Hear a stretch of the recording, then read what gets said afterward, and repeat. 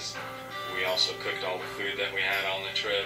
We were gone for 3 months, and most of the survival gear was also made by us. A lot of it, simply out of the joy of making those things. It was definitely an incredible experience for both of us. Building wooden kayaks and taking those all the way down the Sea of Cortez, or building wooden surfboards, taking those out in the ocean, it's kind of the way that people used to do things, and it's almost a forgotten art. I think building anything with your own two hands opens a whole lot of doors for you as far as what's possible to do next.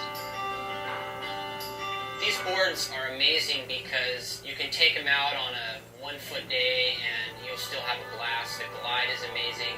You have to have it in your quiver. I think it really improves your surfing. You challenge yourself. You're having more fun when you're trying out something with, a weird-looking fin or maybe no fins. It really just keeps your surf experience exciting.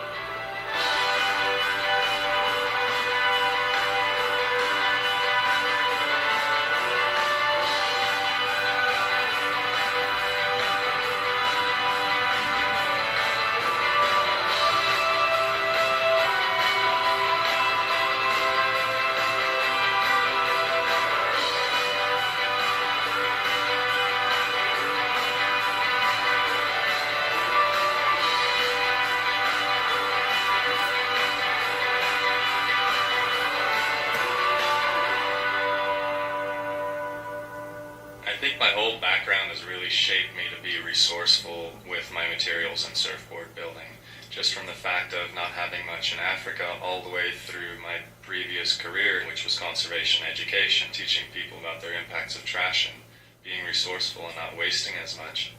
Every one of these boards has their own unique story as far as the sourcing of the lumber. These particular strips, the redwood here was a deck up in the mountains here for the last 50, 60 years. These smaller wedges of Doug fir here were actually door frames in a Victorian house here in town, and these small yellow cedar pieces were offcuts from a different board I built. Another huge thing with these boards, there's so many steps from the skeleton inside the board to the laminates to the cork rails. It's such a process. It's pretty amazing. When I get tired or I need inspiration, it really isn't that difficult around here. You just jump in the truck and drive a few miles up the coast, and it's right there in front of you.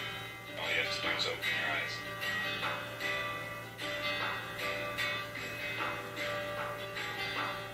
Well, Martine is one of the most amazing craftsmen I've seen. He's got abalone inlaid in the tiniest little places in the fin box. You have to look almost with a microscope to see how amazing some of the detail is on his boards. The process of building one of these boards start to finish is somewhere between 2 and 4 weeks depending on the intricacies and the size of it. At the end of the day, it's not really about cranking out a whole bunch of boards.